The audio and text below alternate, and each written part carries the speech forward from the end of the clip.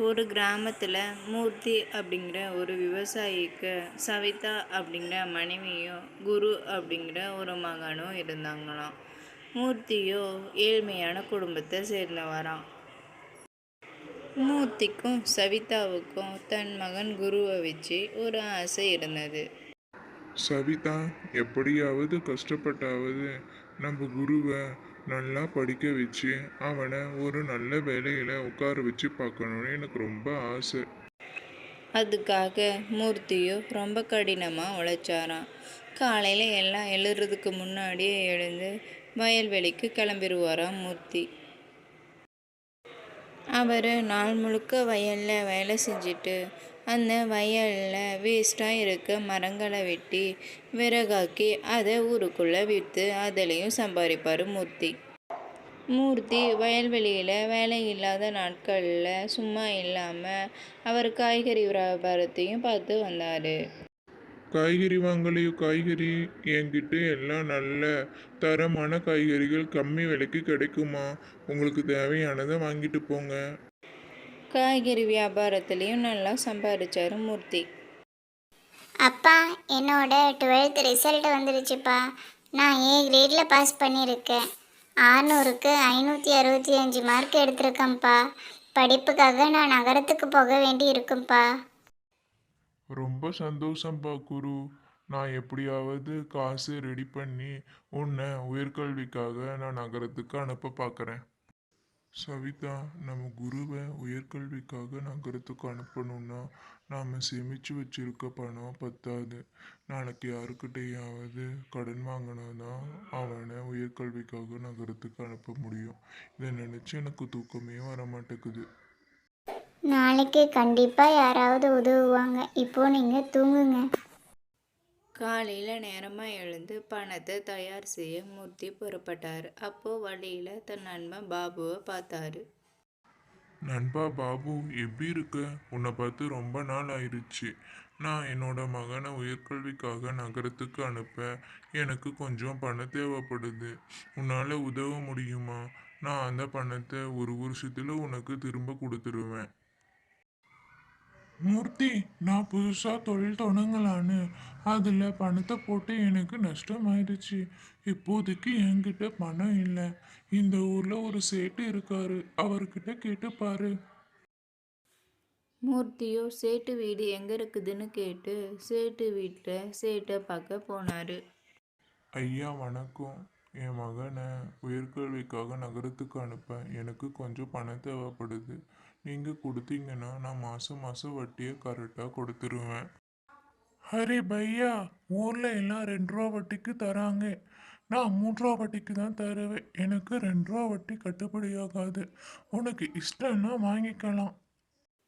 மூர்த்தியும் யோசித்து பார்த்துட்டு யாரும் தரல, இதுவாது கிடைச்சிச்சேன்னு சரின்னு சொல்லி வாங்கிட்டு போனார்.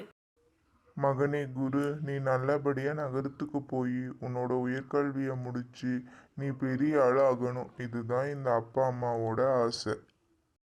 நான் கண்டிப்பாக உங்கள் ஆசையை நிறைவேற்றுவேன்ப்பா. நீங்கள் ஒன்றும் வருத்தப்பட வேணாம். நீங்கள் அம்மாவை நல்லா பார்த்துக்கோங்க. நீங்களும் நல்லா இருங்க. டைமுக்கு சாப்பிடுங்க. சரி, பஸ் வந்துடுச்சு, நான் கிளம்புறேன்ப்பா. மூர்த்தியும் பல மாதங்கள் வட்டியை தவறாமல் சேட்டுக்கு கொடுத்துட்டு வந்துட்டு இருந்தார். சவிதாவோ உடம்பு முடியாமல் திடீர்னு படுத்துட்டாங்க. அந்த மாதம் வட்டிக்காக சேட்டுக்கு கொடுக்க வச்சிருந்த காசை மூர்த்தி சவிதாவுக்கு செலவு பண்ணிட்டாரு. ஏங்க, வட்டிக்காக வச்சிருந்த காசை எனக்கு செலவு பண்ணிட்டுங்க. சேட்டு வந்தால் பேசுவானே, என்ன பண்ணுவீங்க நீங்கள்? நான் எப்படியாவது அவரை சமாளிக்க பார்க்குறேன் சவிதா. அடுத்த நாள் காலையில் மூர்த்தி அவரோட வேலையை பார்த்துக்கிட்டு இருக்கும்போது அவரோட வீட்டை நோக்கி சேட்டு வந்தாராமா. அரே மூர்த்தி, நான் உனக்கு கடன் கொடுக்கும்போது என்ன சொன்னேன்? கரெக்டாக வட்டி பணம் வந்து சேர்ந்தாதான் உனக்கும் நல்லது அப்படின்னு சொன்னேன்ல.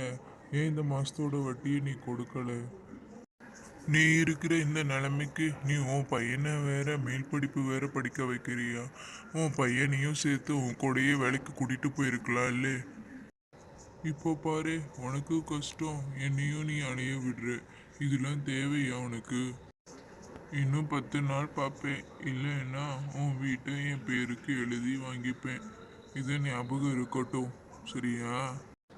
இல்லைங்க ஐயா, என் மனைவிக்கு கொஞ்சம் உடம்பு சரியில்லை, அதனால தான் லேட் ஆயிடுச்சு. கண்டிப்பாக நான் 10 நாளில் தந்துடுறேன். சரி சரி, அதையும் நான் பார்க்குறேன். நான் வரேன். நகரத்துலேயும் குருக்கு படித்து நல்ல வேலை கிடச்சிருச்சு.